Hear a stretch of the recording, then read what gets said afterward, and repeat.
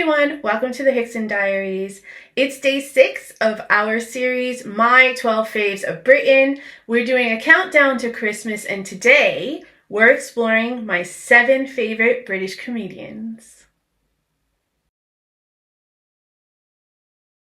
I actually first saw him on a television show in like the 80s. I was young, but I remember him, and could probably because I remember his accent, to be honest. But I remember him being very funny, but he only lasted 1 season on the show and then they replaced him with someone else. I really enjoy Billy Connolly. I think he's really, really funny, and I think he's also really, really smart. I love comedians that are smart and push the envelope a little bit, and Billy Connolly always does, and I always enjoy when I see stand-up or I see him in any of the movies or television.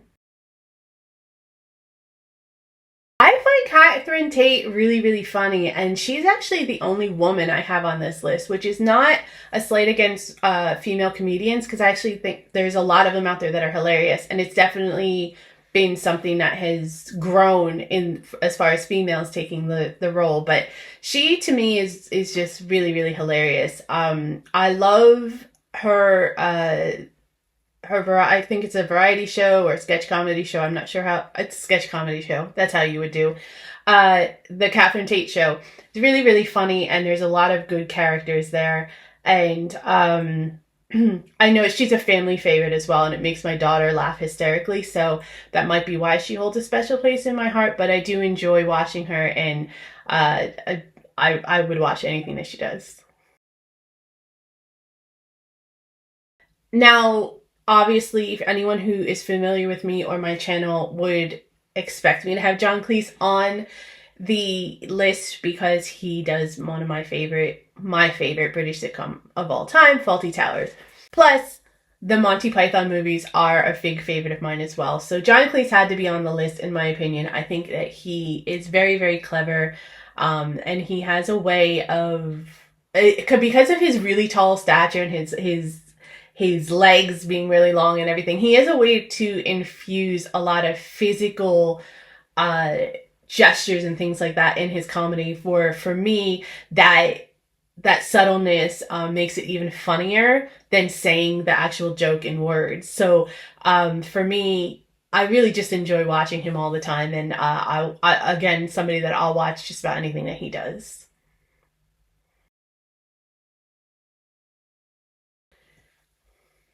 Number 4 is actually a duo, but I'm going to put them on together as one because that's how I was introduced to them. I'm putting them to, even though they're very, very different kinds of comedians, I'm putting them together because I think that they're kind of a yin-yang of comedy, and they just fit together so well, which is obviously why Fry and Laurie has done so well and continues to do well even with current generations. They're both very, very smart men. They have a lot to say, and they're very, very unique in their deliveries, and they're very clever in how they use words and how they present their jokes. There are those comedians out there that always seem to make you think while they're making you laugh. If you can infuse those, I feel like that is a testament to your talent, and that you have a handle on the art form. So for me, Stephen Fry and Hugh Laurie definitely do that, and I really enjoy anything that either of them does separately, but they're more hilarious, in my opinion, when they're together. So I know, especially from an American point of view, that Ricky Gervais can be somewhat controversial. But I actually think he's extremely smart, and he's really, really funny. My take on Ricky Gervais is the reason that he's controversial is because he started so much later in his life than a lot of other people who are in the entertainment business. And I think that that gave him just a completely different perspective than most people are used to giving as well as receiving. And so he's kind of just in that mindset where he's, from my perspective, from my gathering, that he's just going to do what he wants to do, and either you like it or you don't like it. I kind of respect that, especially in the entertainment business, because it's a lot of catering to the masses in entertainment, or towing the line or playing the game. So I do respect that about him, and I like him a lot. And the other thing about Ricky Gervais is he can do a lot of drama as well.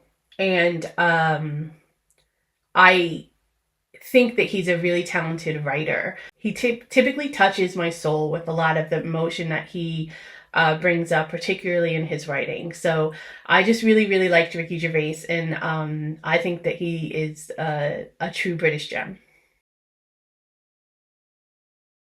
So I have to admit, the very first time I ever saw Sacha Baron Cohen was when he was doing the Ali G character. Some friends had sent us some clips of him doing it on a television show or something and said, you have to watch this guy, he's really, really funny.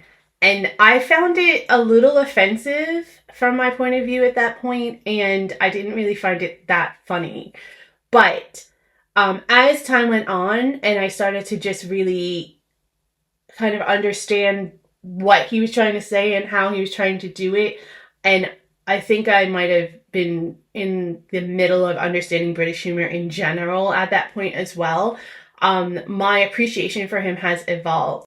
And to be completely honest with y'all, my appreciation and love for him was cemented when I saw him play Pirelli in Sweeney Todd, the movie rendition of Sweeney Todd.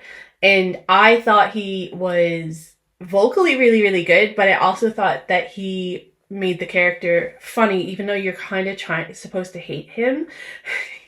So he's one of the villains in the show, and he's not supposed to be a really, really nice guy, but for some reason I found myself laughing and smiling during some of his performance, and that to me it made it showcased his talent a lot more, and I just pretty much love everything that I've seen him do from then on. The only thing I don't really like that Sacha Baron Cohen has done is the Borat character.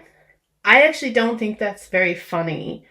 Even though I've kind of grown to appreciate some of his other characters like Ali G and Bruno, the Borat character is not one of my favorites. However, I do believe that he is really, really good at honing in on those characters and really good at making light of the stereotypes associated with those characters. And I like the way he puts people on the spot as well with his characters, especially when he does it to Americans who don't really know what's going on. So maybe that's part of the reason why he's on the list, but he's definitely one of my favorite British comedians of all time.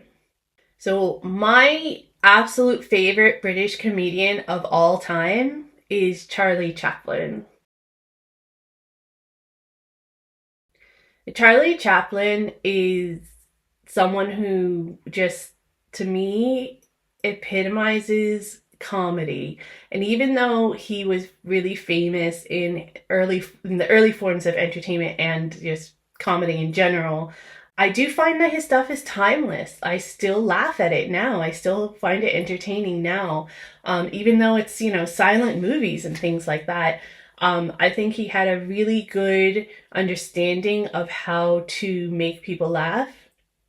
And he also has one of my favorite quotes of all time, which is, a day without laughter is not a day worth living. I'm always drawn to people who are fun and want to find the fun in everything, even in the most, mundane tasks or even in the most difficult situations. And I feel like Charlie Chaplin just was able to do that really just naturally and instinctively. I appreciate him just from an entertainer's point of view, but I also and of course I appreciate all the contributions he's made, but I just really, really enjoy watching anything from Charlie Chaplin, and I think that he will go down as an icon for many, many years to come. There you have it, guys, my 7 favorite British comedians. Let me know who your favorite is in the comments below, and don't forget to tune in tomorrow for day 7 of our series. We're getting closer and closer every time. Exciting. I hope you guys are having a good holiday season. Stay safe, and I'll see you in the next one.